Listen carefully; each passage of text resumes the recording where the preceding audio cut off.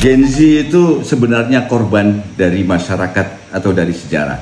Saya merasa kasihan pada Gen Z karena selalu disalahkan. Ada banyak berita yang menyatakan Gen Z itu tidak bisa bekerja sama, manja, tidak bisa bekerja di perusahaan, tidak bisa menyesuaikan diri. Ada teman yang bilang yang punya perusahaan, begitu Gen Z masuk, kemudian Gen Z menyatakan, oke, kerja saya begini dan seterusnya. Kerja saya berarti dari jam 7 sampai jam 4, setelah itu saya akan pergi. Saya akan pulang dan tidak akan melakukan hal yang lain. Itu menurut saya hal yang positif, bahwa orang harus bekerja berdasarkan pada kontrak kerja.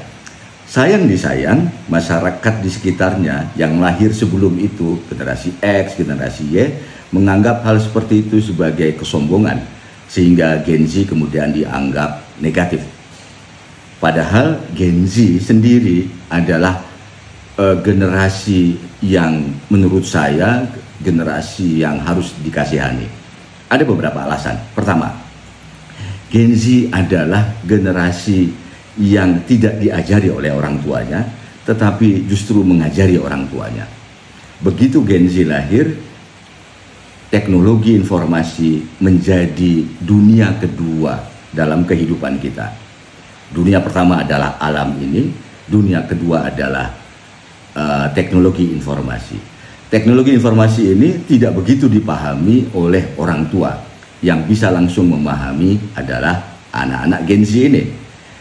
Lazimnya orang tua menuntun anaknya untuk memahami dunia kehidupannya, memberitahu bagaimana cara hidup di dunia, memberitahu apa bahayanya, apa kebaikannya, bagaimana menghindari bahaya dan seterusnya.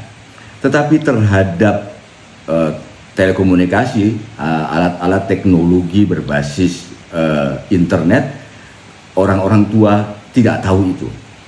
Yang lebih tahu duluan adalah Gen Z.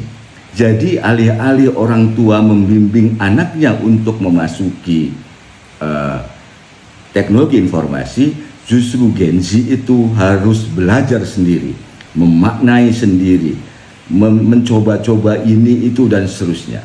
Karena itu dalam banyak kasus saya kira semua orang tua justru belajar pada anak-anak Gen Z, bagaimana cara mengubah password, bagaimana cara membuka email, bagaimana cara memesan GoFood dan lain sebagainya. Itu pasti mereka belajar pada Gen Z.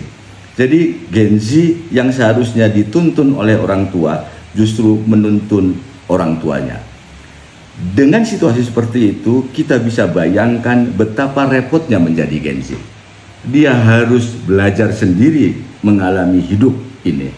Kemudian dia disalahkan oleh orang tuanya, oleh masyarakatnya sebagai generasi yang aneh. Karena itu menurut saya, orang-orang tua harus mulai belajar memahami Gen Z.